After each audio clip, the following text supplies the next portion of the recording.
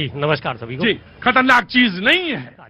बिल्कुल सही कह रहे हैं वो, खतरनाक चीज नहीं है। हाँ। 32 लोगों की उन्हें मौत ही नजर नहीं आ रही, खतरनाक है ही नहीं। हाँ। इसी तरह नहीं, ये तो उमर अब्दुल्ला बता रहे हैं। नहीं, बिल्कुल नहीं, बिल्कुल नहीं। आम आदमी की जनता की कोई कीमत उनकी नजरों में है ही नहीं, तो इसलिए वो कह रहे हैं खतरनाक नहीं है।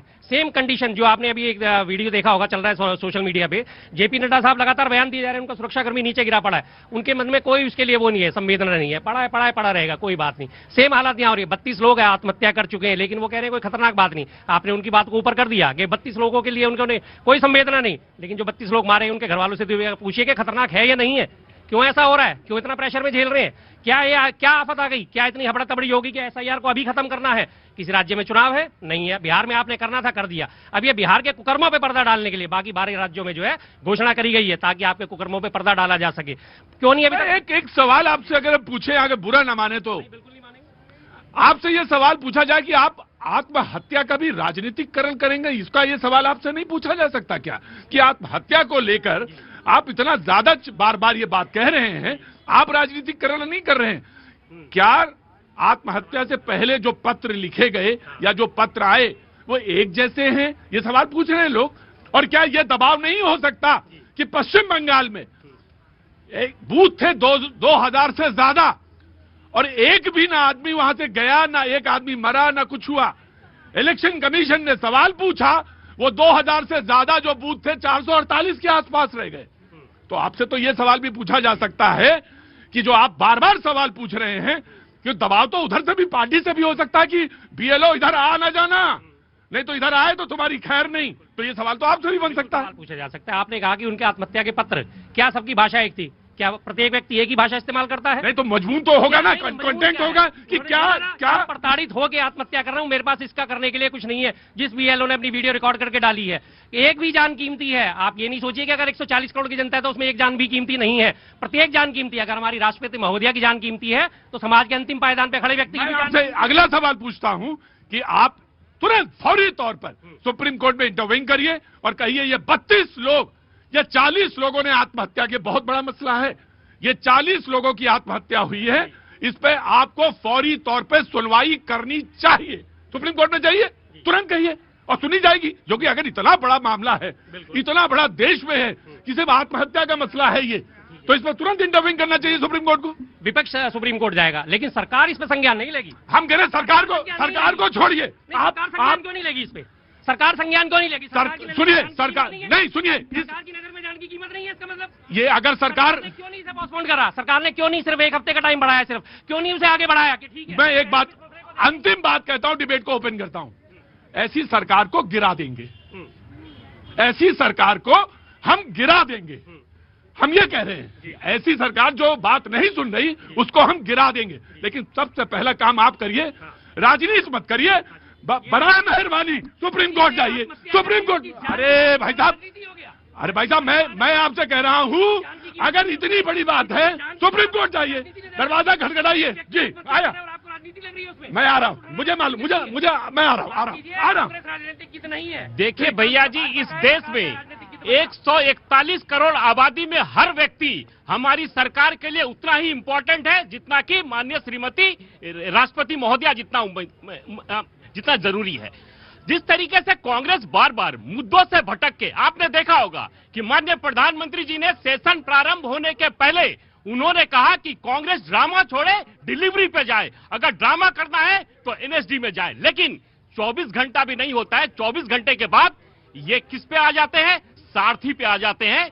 और आज तीसरे दिन जब कल सरकार ने यह तय कर दिया कि 9 तारीख को मंगलवार को चुनाव सुधार की प्रक्रिया पे चर्चा होगी, तो आज पुनः विपक्ष श्रम संशोधन को लेकर आज विपक्ष में संसद नहीं चलने दे रहा है। ये कांग्रेस की मानसिकता क्या है? और ये जिस आत्महत्या की बात कर रहे हैं, अगर कांग्रेस को या विपक्ष को हमारी सरकार उतनी ही जिम्मेदार है, अगर इनको तकलीफ है, अभी तक एक भी एफआईआर में ये साबित नहीं हो पाया कि जो बीएलओ मरे हैं वो आत्महत्या या जांच का विषय है, लेकिन कांग्रेस बार बार। और एक चीज भैया जी मैं बताना चाहता हूं, आज चुनाव आयोग ने 3 बजे अधिसूचना जारी की है, प्रेस कॉन्फ्रेंस में कहा है कि पूरे 12 राज्यों में 93%, 93% लोगों ने फॉर्म डिपॉजिट कर दिया है और 11 दिसंबर तक हमें लगता है एक जगह लक्षद्वीप में 100% लोगों ने डिपॉजिट कर दिया है। कांग्रेस के पास कोई मुद्दा नहीं है। बिहार चुनाव मैं आया जी।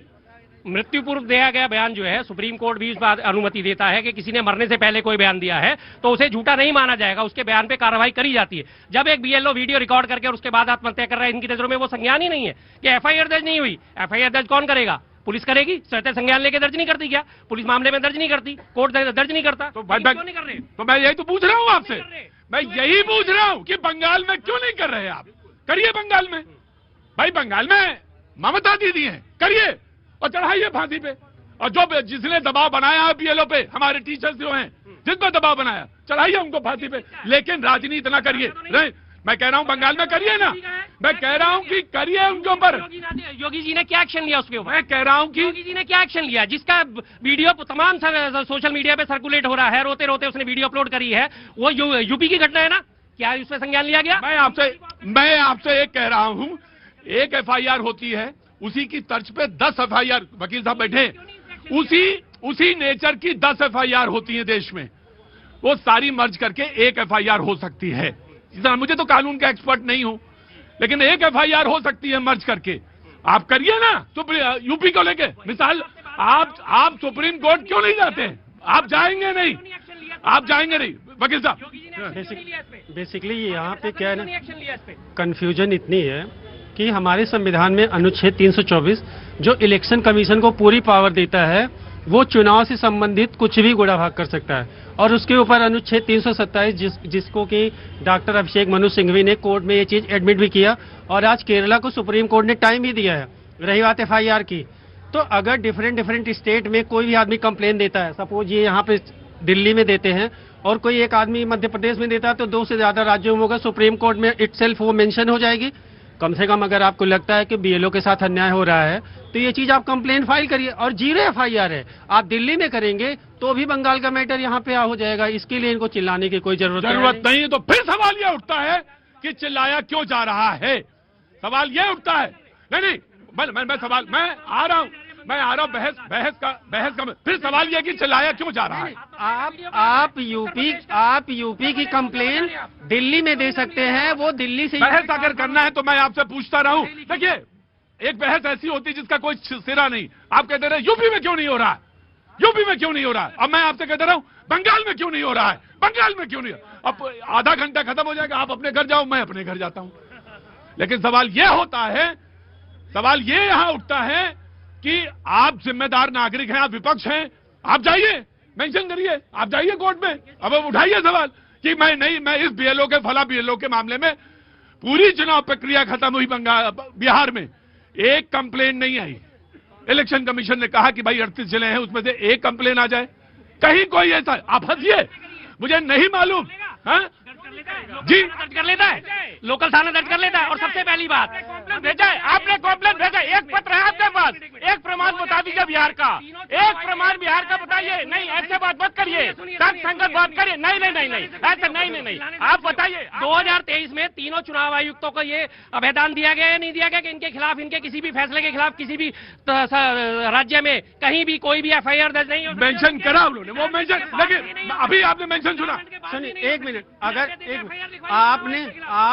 आपने कोई कंप्लेन या एप्लीकेशन दिया है, अगर पुलिस उसको दर्ज करने से मना कर रही है, आप पटियाला हाउस कोर्ट में 156(3) में जाइए, आपकी एफआईआर नहीं, और आप उसके लिए मैं इनको चैलेंज दे रहा हूं, आप अनुच्छेद 324 आप दो चीजों को मिला के देख रहे हैं। मैं कह रहा हूं, मेरी बात सुनिए, देखिए, 2 चीजें आप बेकार में हल्ला मचा रहे हैं। एक है डीड जो आप कार्यकृत्य कर रहे हैं, और एक है चुनाव आयुक्त। मान लीजिए इम्यूनिटी मिली है उसको, लेकिन जो डीड है, जो कृत्य है, जो बीएलओ के साथ हो रहा है या जो बीएलओ के साथ जो कृत्य हो रहा है, उसकी तो रिपोर्ट लिखाई जा सकती है, उसमें कोई वो नहीं है। क्षमा, आप बात को घुमाइए मत कि संविधान खतरे में है, ये किताब घूम रहे देश में।